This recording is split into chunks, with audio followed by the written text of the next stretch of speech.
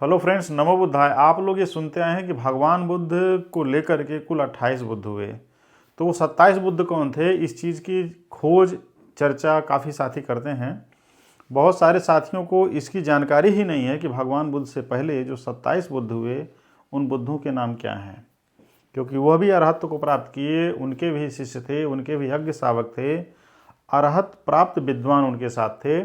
लेकिन वो कौन थे, कहाँ के रहने वाले थे और उनका काम क्या था, इसके बारे में बहुत कम लोगों को जानकारी है। सबसे पहले साथियों, लोगों को यही जानकारी नहीं है कि भगवान बुद्ध से पहले जो बुद्ध हुए वो बुद्धों के नाम क्या थे और वो कौन थे। क्योंकि साथियों, अक्सर जब बुद्धिज़्म की बात आती है तो लोग यह मानते हैं कि बौद्ध धर्म का जो इतिहास है वो फैक्ट है, उसमें कोई कपोल कल्पना की बात नहीं है।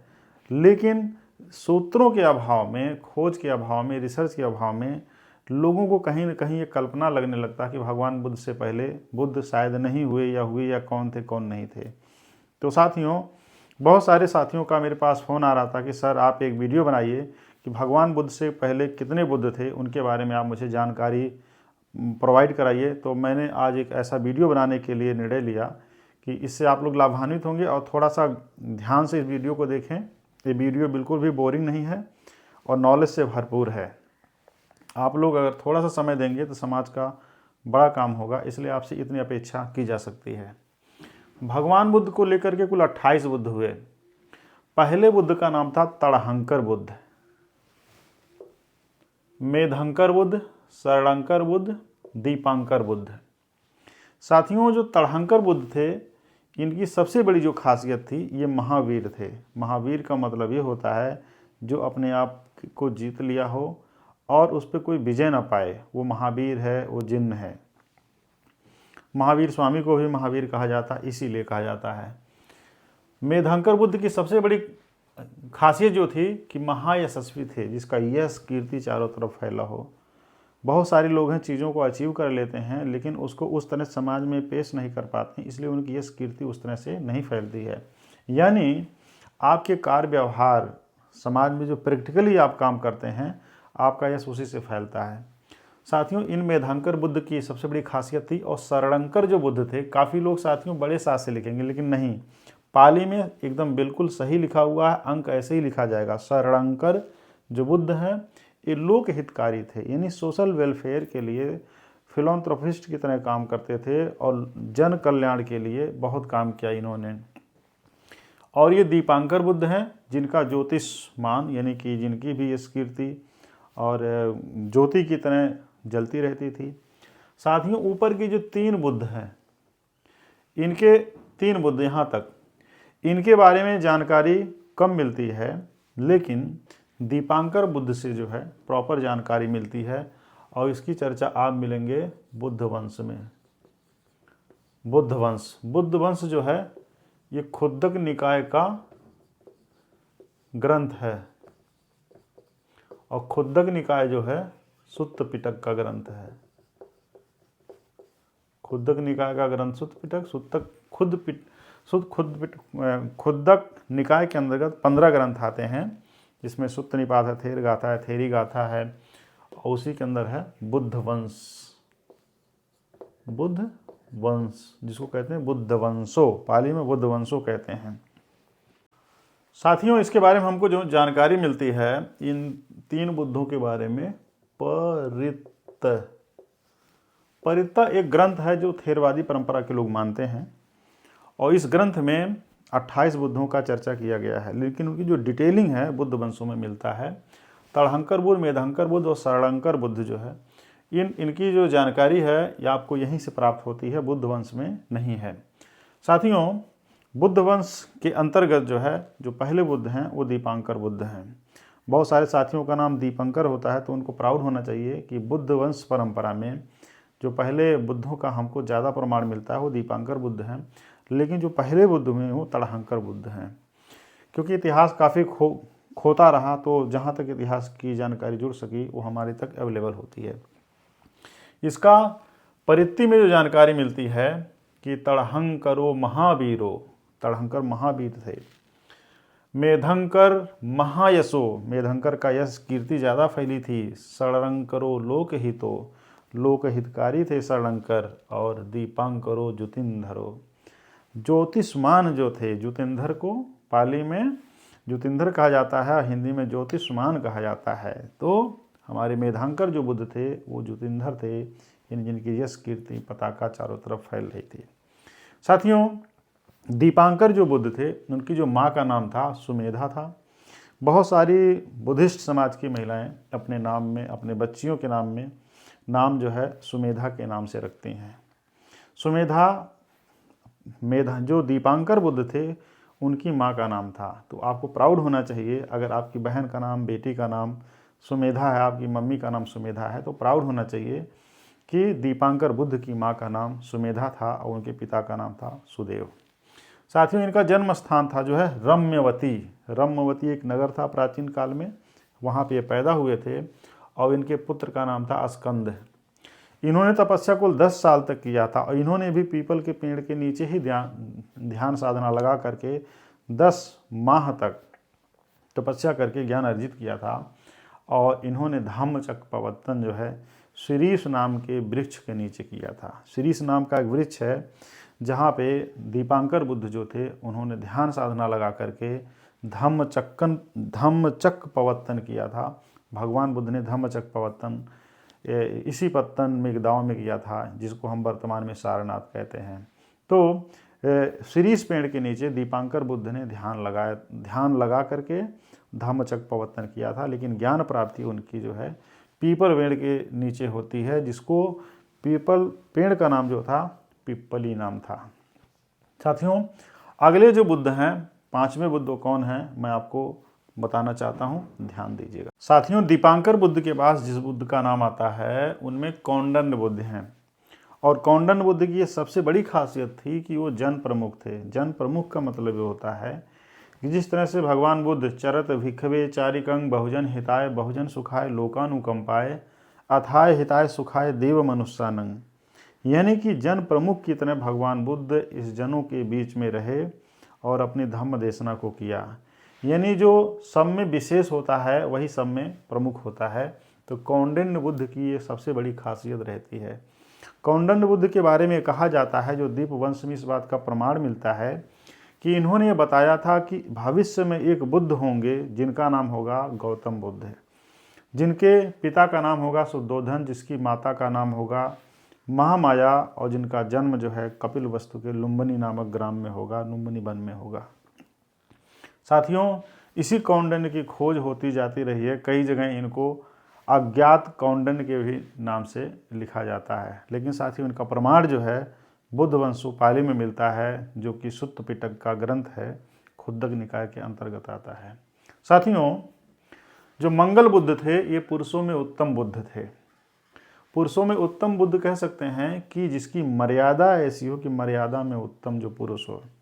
साथियों, बुद्धिज्म जो है मर्यादा की भी बात करता है, मर्यादा पुरुषोत्तम की बात करता है। और बौद्ध जो विद्वान थे, बौद्ध दार्शनिक जो थे, यानी जो बुद्ध थे, बुद्ध ही जितने हुए वो सारे बुद्ध जो है पुरुषोत्तम ही थे, मर्यादा पुरुषोत्तम थे ही। साथियों, क्योंकि उनकी जो शील सदाचार की बात आती है, दुनिया में ऐसा दूसरा कोई एग्जाम्पल नहीं मिलता है। सभी के ऊपर कहीं ना कहीं से एक क्वेश्चन मार्क लग जाता है, लेकिन बुद्धों के ऊपर कोई प्रश्न चिन्ह नहीं लगता है। यही बुद्धों की सबसे बड़ी विशेषता है। साथियों, जैसे आप भगवान बुद्ध पर आप जहाँ से भी प्रश्न चिन्ह लगाएंगे आपको वहीं से जवाब मिल जाएगा। यानी बुद्ध जो है, बुद्ध का इतना बड़ा आधार है कि आपका प्रश्न जो है वो निराधार है। साथियों, सुमन जो बुद्ध हुए, इनकी खासियत जो थी कि पावन मन वाले थे। यानी हर बौद्धों की, बुद्ध की एक खासियत बताई गई है। उनके अंदर सारी चीज़ें समाहित थी, लेकिन उनकी कुछ विशेष विशेषता थी जिसकी वजह से उनका वो नाम लिया जाता है। जैसे कौंडिन्य बुद्ध जन प्रमुख थे, पुरुषोत्तम जो मंगल जो बुद्ध थे वो पुरुषोत्तम बुद्ध थे। ये नाम थोड़ा सा मिस्टेक हो गया साथियों, मंगल बुद्ध, तो ये पुरुषोत्तम बुद्ध थे। सुमन जो बुद्ध हैं पावन मन वाले बुद्ध थे और धैर्यशाली थे। भगवान बुद्ध के बारे में भी ये कहा जाता था कि महाकारुणिक जो होगा वो अपार धैर्यवान होगा। उसके धैर्य की आप सीमा नहीं लगा सकते हैं। इसलिए भगवान बुद्ध बोलने से पहले लोगों को सुनते थे, और परिस्थितियां कितनी भी विचलित हों, चाहे अंगुलीमाल जैसे लोग तलवार लेके गर्दन काटने के लिए खड़े हों, फिर भी उनके अंदर धैर्य इतना था कि शांत थे। इसलिए उन्होंने कहा कि हे अंगुलीमाल, मैं तो ठहर गया हूँ, तुम कब ठहरोगे? यानी कि मैंने अरहत्व को प्राप्त कर लिया है, तुम कब अरहत्व प्राप्त करोगे? तुम लोगों की हत्याएं कर रहे हो, मर्डर कर रहे हो, और तुम अपने अंदर से डरे हुए हो। लोगों को लग रहा है कि लोग तुमसे डरे हुए हैं और तुमको भी यही लगता है, लेकिन तुम जानते हो कि तुम अंदर से डरे हुए हो। खैर साथियों, बात दूसरा प्रसंग है, लेकिन यहाँ बुद्धों की बात हो रही, तो जो क्वालिटीज़ है उसकी बात मैं कर रहा हूँ। सुमन बुद्ध पवित्र मन वाले धैर्यवान थे, जो है धैर्यशाली थे। और रेवत बुद्ध की एक खासियत था कि प्रेम का संवर्धन करने वाले थे, यानी कि मैत्री का पैगाम देने वाले थे। इसका जो प्रमाण मिलता है उसको मैंने आपको बता दिया। कौंडन्यो जनपामोखो, जन माने लोग, पमोखो माने प्रमुख, मंगलो पुरुषो सभो, यानी जो मंगल थे, पुरुषो, पुरुष को पाली में पुरुषो कहा जाता है, और सुमनो धरो, यानी जो सुमन बुद्ध थे वो पवित्र मन वाले थे। रेवत रति व डना, यानी रेवत जो है प्रेम का संवर्धन करने वाले थे, रति माने मैत्री का संवर्धन करने वाले थे। साथियों, 9वें बुद्ध कौन थे इसके बारे में आपको बताने चाह रहा हूँ। वीडियो थोड़ा सा आप धैर्य बना के देखिए साथियों, क्योंकि ये टिकटॉक नहीं है कि 10 सेकंड में 20 सेकंड में आपको बहुत मज़ा आ जाए।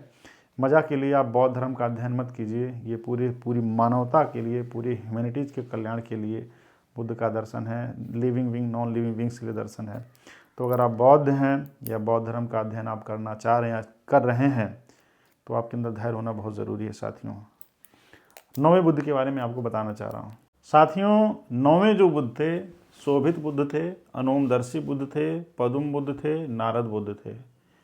9वें बुद्ध शोभित बुद्ध, 10वें अनोमदर्शी बुद्ध, 11वें पदुम बुद्ध और 12वें नारद बुद्ध। आप नारद का नाम सुने होंगे कि दूसरे धर्म के लोग भी नारद का नाम लेते हैं, लेकिन बौद्ध धर्म में एक नारद बुद्ध भी हुए हैं।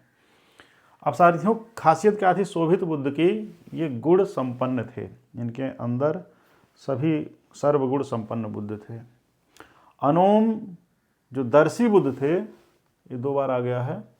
अनोमदर्शी जो बुद्ध थे मानवों में उत्तम थे, यानी पुरुषों में उत्तम थे। और पदुम जो बुद्ध थे लोक में प्रदोत्त करने वाले थे। और नारद जो बुद्ध थे श्रेष्ठ सारथी थे। सारथी का मतलब साथियों ये होता है कि जो धम्म का संचालन, उसी गति को सही तरीके से आगे बढ़ाए। धम्म में सारथी वही है, धम्म सारथी। इसका वर्णन जो है परित्य ग्रंथ में मिलता है। वर्णन इस प्रकार है कि शोभित गुण संपन्नो अनोमदस्सी जनुत्तमो पद्मो लोक पद ज्योति नारदो वर सारथी।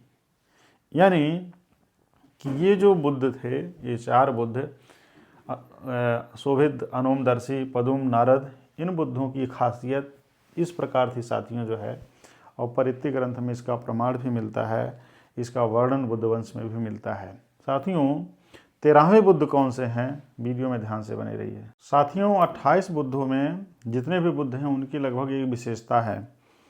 और जब हम बुद्धों के दर्शन के बारे में बात करते हैं, उनकी गुणवत्ता के बारे में बात करते हैं, तब हमको ऐसे मिलता है कि उनके पैरेलल दुनिया के दर्शन में कोई विद्वान नज़र नहीं आता है। जैसे पद्म बुद्ध हैं, 13वें बुद्ध हैं, इनके सार स्वरूप, यानी प्राणियों में ये सार के स्वरूप थे। जैसे एक सागर से गागर निकाल दिया जाए तो हर प्राणी में जो अंश है उसमें एक सार थे। यानी मेटाफिजिकल ये विद्वान ऐसे थे कि इनको पूरी दुनिया के बारे में ऐसी जानकारी थी कि बुद्धिज़्म के एनालिसिस करके इन्होंने अपने आप को साबित किया कि बुद्ध होने का पर्याय क्या होता है। साथियों, सुमेध बुद्ध हैं। सुमेध बुद्ध श्रेष्ठ मानव हैं। भगवान बुद्ध को महामानव भी कहा जाता है। तो भगवान बुद्ध से जितने भी पहले बुद्ध हुए हैं उनके बारे में भी ये बात कही गई है। जगह जगह उनको भी महामानव कहा गया है।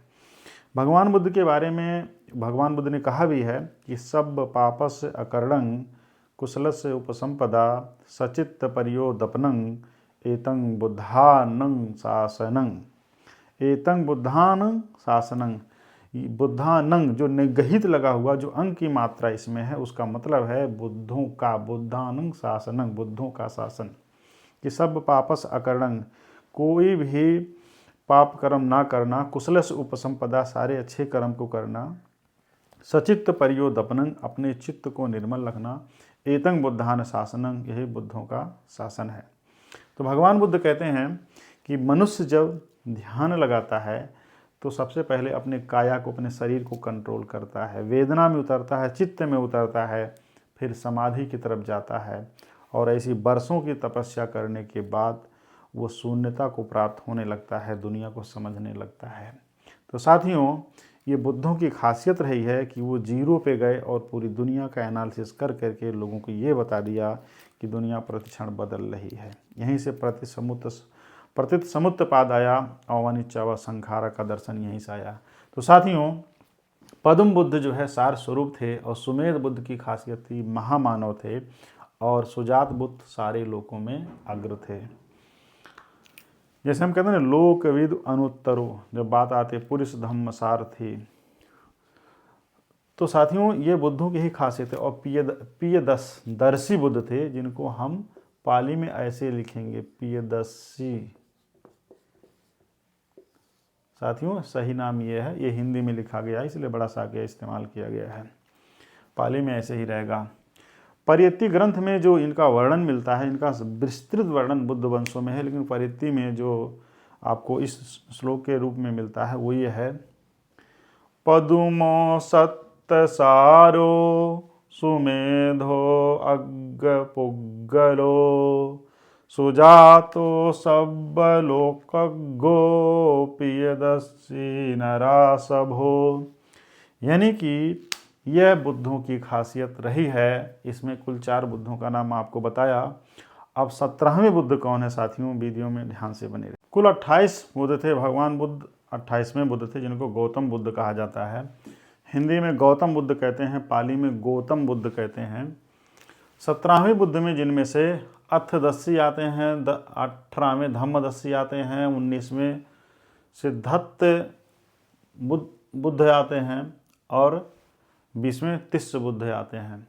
यानी कि ये सब 80 जो है ये बुद्ध हैं, ये बुद्ध हैं। साथियों, अर्थदस्सी को कारुणिक बुद्ध कहा जाता है, भगवान बुद्ध को महाकारुणिक बुद्ध कहा जाता है। धम्मदस्सी जो थे अंधकार को दूर करने वाले थे। अंधकार 2 तरह से होता है, एक अंधकार है जो आपके अंदर है और एक अंधकार जो है बाहर है। जैसे कमरे में लाइट नहीं है तो अंधेरा दिखाई देता है, उसी तरीके से जब आपके अंदर प्रज्ञा नहीं होती है तो अंधेरा दिखाई देता है। क्योंकि ज्ञान से भी बहुत ज़्यादा अंदर के अंधेरे को नहीं समझ सकते हैं, उसको प्रज्ञा से ही समझ सकते हैं। नॉलेज और विजडम में अंतर है। साथियों, सिद्धार्थ बुद्ध हुए, जिनको हिंदी में सिद्धार्थ बुद्ध कहेंगे। भगवान बुद्ध यानी जब वो सिद्धार्थ के रूप में थे तब उनको बोधिसत्वा सिद्धार्थ कहा जाता है। और सिद्धार्थ बुद्ध हुए समता रहित, काफ़ी लोग इस पर गौर कर रहे होंगे, समता रहित जो समाज में विकृतियां हैं, यानी जो असमानता की संस्कृति है, उसको समता में लाने का, सूत्र पिरोने का काम किया सिद्धार्थ बुद्ध, जिनको सिद्धार्थ बुद्ध कहते हैं। इसलिए भगवान बुद्ध को समता मूलक, ऐसा विद्वान, दार्शनिक, महामानव, महाकारुणिक कहा जाता है, जिनके बारे में ये कहा जाता है कि समानता की वो इतनी बड़ी पराकाष्ठा थे। चाहे वो प्रोस्टिट्यूट वुमन हो, जिसको हिंदी में वेश्या कहते हैं, चाहे गरीब अमीर कोई भी हो, वो कहते थे कि हम सब समान हैं, कोई छोटा और बड़ा नहीं है। दुनिया में समानता का इससे बड़ा एग्जाम्पल पूरी दुनिया के इतिहास में नहीं मिलता है। क्योंकि लोगों ने क्लेम किया कि मैं फला हूँ, मैं फला हूँ, मेरे बाद कोई नहीं आएगा, मैं आखिरी हूँ या मैं दूसरा हूँ। अपने अपने धर्मों में अपनी अपनी श्रेष्ठता साबित करते रहे, लेकिन तथागत सम्यक संबुद्ध ने कभी भी अपनी श्रेष्ठता को साबित नहीं किया। श्रेष्ठता को साबित किया लेकिन कभी श्रेष्ठ होने का दावा नहीं किया, क्योंकि श्रेष्ठता उनका कार्य और व्यवहार ही है, यही उनकी श्रेष्ठता है। लेकिन उन्होंने किसी से ये नहीं कहा कि मैं तुम में सबसे बड़ा हूँ। साथियों, तिस्स बुद्ध हुए और तिस्स बुद्ध की ये खासियत रही है कि ये बहुत ज़्यादा संयमी थे, जो संयम में रहे। बुद्धों के साथ ये चीज़ जुड़ी रही हैं। परित्य में इसका वर्णन मिलता है और ये है बुद्ध वंशो, बुद्ध वंश। ये बुद्ध वंश में मिलता है साथियों। अत्थदस्वी कारुणिको धम्मदस्वी तमोनुदो। जो धम्मदस्वी थे तमोनुद थे, अंधकार को दूर करने वालों को तमोनुदो कहा जाता है। अत्थदस्वी कारुणिको धम्मदस्वी तमोनुदो सिद्धत्तो असमो लोके तिस्स वरद संवरो। संवरो माने संयमी। साथियों 21वें बुद्ध क्या थे उसके बारे में आपको बताना चाह रहा हूँ। थोड़ा वीडियो ध्यान से देखिएगा, वीडियो में बने रहिए, जल्दबाजी मत कीजिएगा साथियों, क्योंकि ये ज्ञान का वीडियो है। 21वें जो बुद्ध थे वो फुस्स बुद्ध थे। दूसरे बुद्ध थे विपस्सी बुद्ध। 23वें बुद्ध थे सिखी बुद्ध और 24वें बुद्ध थे वेशभू बुद्ध। फुस्स बुद्ध की जो खासियत थी, ये वर देने वाले बुद्ध कहा जाता है इनको। विपस्सी बुद्ध की खासियत थी अनुपम विपस्सी बुद्ध थे। सीखी बुद्ध सर्वहितैषी बुद्ध थे, जो लोक कल्याण के लिए, सोशल वेलफेयर के लिए काम करते थे। वेशभू बुद्ध जो है सुखदायक बुद्ध थे। परियत्ति में इसका वर्णन मिलता है, फुस्सो वरद संबुद्धो विपस्सी चा अनुपमो सीखी सब हितो सत्था वेशभू सुखदायको। ये बुद्ध वंश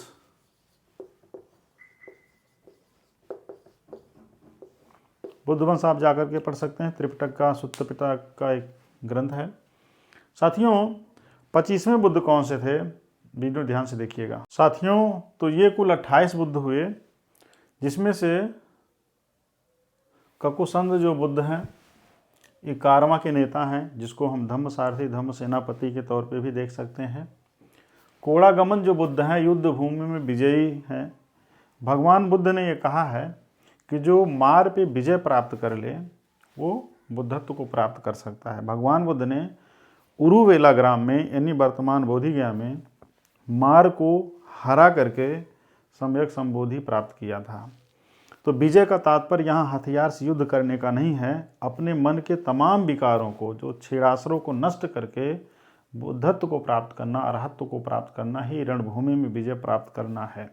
रणभूमि का मतलब यहाँ युद्ध भूमि नहीं है।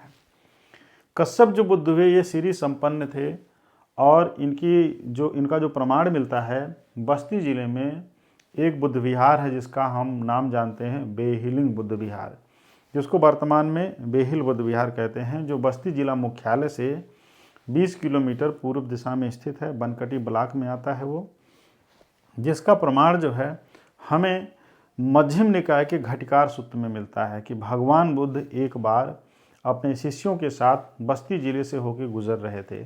तो जब वो बेहिलिंग पहुँचे तब उन्होंने आनंद से कहा कि आनंद तुम जानते हो ये कैसी ऐतिहासिक जगह है? तो उन्होंने कहा भगवान मैं नहीं जानता, आप बताएं। तो भगवान बुद्ध ने आनंद से कहा कि भगवान हमसे पहले एक बुद्ध यहाँ पे हुए हैं जिनका नाम है कश्यप बुद्ध है। भगवान बुद्ध से जस्ट पहले जो बुद्ध हुए हैं कश्यप बुद्ध हुए हैं, जिनका प्रमाण हमको मध्यम निकाय के घटिकार सूत्र में मिलता है। और ये बस्ती जिले का बेहिलिंग जो बुद्ध विहार है, भगवान बुद्ध वहाँ रुके थे और कश्यप बुद्ध वहाँ रहते थे। तो बस्ती की जो भूमि है बड़ी पावन भूमि है जहाँ पे कश्यप बुद्ध रहते थे। 28वें जो बुद्ध हैं वो गौतम बुद्ध हैं, जिनको शाक्य श्रेष्ठ कहा जाता है। साथियों कपिल वस्तु की जो ये धरती है ये बहुत ही पवित्र और पावन भूमि है। कपिल वस्तु जो वर्तमान बस्ती जिले का पूरा मंडल है, जिसमें संत कबीर नगर आते हैं, सिद्धार्थ नगर आते हैं, बस्ती जिला आता है। और इसमें से अगर आप कुछ हिस्सा ले लें बलरामपुर का, कुछ हिस्सा महाराजगंज गोरखपुर का हिस्सा ले लें, तो ये और हिमालय का तराई इन भूभाग से सटा हुआ जो हिमालय है यह पूरा शाक्य प्रदेश था और इसकी राजधानी थी कपिल वस्तु। कपिल वस्तु में के राजा थे राजा शुद्धोधन, और राजा शुद्धोधन के पुत्र थे सिद्धार्थ गौतम, जो अरहत्व प्राप्त करने के बाद सम्यक संबुद्ध यानी गौतम बुद्ध कहलाए। साथियों भगवान बुद्ध की वंशावली में कितने लोग हुए, उनके कई सौ पीढ़ियों का मैंने वर्णन किया है भगवान बुद्ध की वंशावली के नाम पे, स्टार नालंदा चैनल पे है, आप जाकर के देख सकते हैं। भगवान बुद्ध से कितने बुद्ध हुए, पहले बुद्ध हुए 27 बुद्ध कौन थे इस वीडियो में है, लेकिन भगवान बुद्ध के कुल खानदान में कितने लोग थे, कि भगवान बुद्ध के दादा का नाम क्या था, उनके नाना का क्या नाम था, उनकी नानी का नाम क्या था, उनकी मौसी का नाम क्या था, उनकी बुआ का नाम क्या था, उनके भाइयों का नाम क्या था, चचेरे ममेरे भाइयों का क्या नाम था, भगवान बुद्ध का की वंशावली में हमने एक वीडियो बनाया है, ज़रूर आप देखें साथियों। इस वीडियो के आखिर में मैं वो वीडियो लगा दूंगा, आप वहाँ पे क्लिक करके देख सकते हैं। तो साथियों, भगवान बुद्ध के दर्शन को समझने के लिए सतत उनकी वंशावली को भी समझना जरूरी है। भगवान बुद्ध से पहले कितने बुद्ध हुए उनको भी समझना जरूरी है, और भगवान बुद्ध का जो रिसर्च रहा यह भी जानना ज़रूरी है। जब आप पूरी तरीके से बुद्धिज़्म के हिस्ट्री को जानेंगे तब आप भगवान बुद्ध को सही तरीके से समझ सकते हैं, भगवान बुद्ध के दर्शन को सही तरीके से समझ सकते हैं। क्योंकि बिना इतिहास के आप किसी भी चीज़ का निर्माण नहीं कर सकते हैं। इतिहास ज्ञान की श्रृंखला होती हैं, और ज्ञान की श्रृंखला जहाँ ब्रेक हो जाती है, ज्ञान वहाँ टूट जाता है। तो साथियों, इस वीडियो में इतना ही। हम फिर आपसे मिलेंगे। इस वीडियो को लोगों को खूब शेयर कीजिए, खूब पढ़िए, खूब समझाइए लोगों को, और बौद्ध धर्म को आगे बढ़ाने के लिए अपनी भूमिका इस रूप में आप दे सकते हैं। फिर मिलेंगे साथियों। नमो बुद्धाय, नमो धम्माय, नमो संघाय।